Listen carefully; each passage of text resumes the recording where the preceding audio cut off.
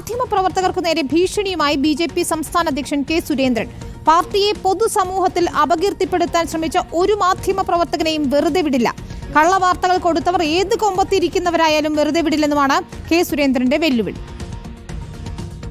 കേരളത്തിലെ മാധ്യമപ്രവർത്തകരോടാണ് ഒരു മഹാപ്രസ്ഥാനത്തെ അപമാനിക്കാൻ, പൊതുസമൂഹത്തിൽ അപകീർത്തിപ്പെടുത്താൻ ശ്രമിച്ച ഒരു മാധ്യമപ്രവർത്തകനെയും വെറുതെ വിടില്ല.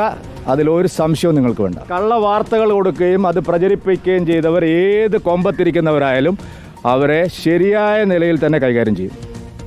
ദിലീപ് ദേവസ്യ നൽകും വിവരങ്ങൾ. ദിലീപ്, പാലക്കാട്ടെ തോൽവിക്ക് പിന്നാലെ ബി.ജെ.പിയിലുണ്ടായ പൊട്ടിത്തെറി അത് മാധ്യമങ്ങളൊക്കെ വാർത്തയാക്കിയിരുന്നു. അതാണോ സംസ്ഥാന അധ്യക്ഷൻ ഇപ്പോൾ ചൊടിപ്പിച്ചിരിക്കുന്നത്?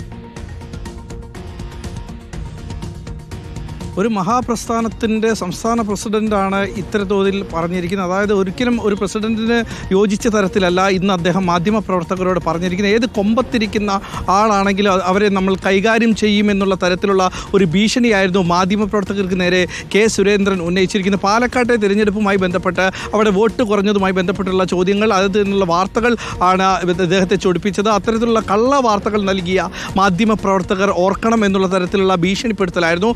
ഈ തരത്തിലുള്ള ഇത് മാധ്യമപ്രവർത്തകർ ചോദിച്ചു, എന്തുകൊണ്ടാണ് കാര്യങ്ങൾ ഇന്നലെ നേതൃയോഗം എറണാകുളത്ത് നടക്കുന്നുണ്ട്, അതിൽ ചില നേതാക്കൾ പങ്കെടുത്തില്ല, അത്തരം കാര്യങ്ങളെല്ലാം തന്നെ മാധ്യമങ്ങൾ റിപ്പോർട്ട് ചെയ്തിരുന്നു.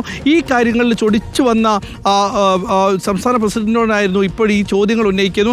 അതിനെ മാധ്യമപ്രവർത്തകർക്ക് നേരെയാണ് ഇത്തരത്തിലുള്ള ഒരു പ്രതികരണം ഉണ്ടായത്. ഏത് കൊമ്പത്തിരിക്കുന്ന മാധ്യമപ്രവർത്തകരാണെങ്കിലും ശരി കൈകാര്യം ചെയ്യുമെന്നാണ് അദ്ദേഹം പറഞ്ഞിരിക്കുന്നത്. അതായത് കൈകാര്യം ചെയ്യുമെന്നുള്ള തരത്തിലുള്ള ഒരു ഭീഷണി തന്നെയായിരുന്നു സംസ്ഥാന പ്രസിഡന്റിൻ്റെ, ബി.ജെ.പിയുടെ സംസ്ഥാന പ്രസിഡന്റിൻ്റെ ഭാഗത്തു നിന്നുണ്ടായത്. അദ്ദേഹത്തെ ചൊടിപ്പിച്ചത് ഏത് വാർത്തയാണെന്നോ അല്ലെങ്കിൽ ഏത് മാധ്യമപ്രവർത്തകരാണെന്നോ എന്നുള്ള കാര്യങ്ങൾ അദ്ദേഹം വ്യക്തമാക്കിയില്ല. കേരളത്തിലെ മാധ്യമപ്രവർത്തകരോട് ആയിട്ടാണ് പറയുന്നതെന്നായിട്ടായിരുന്നു അദ്ദേഹം പറഞ്ഞത്. വിനീത.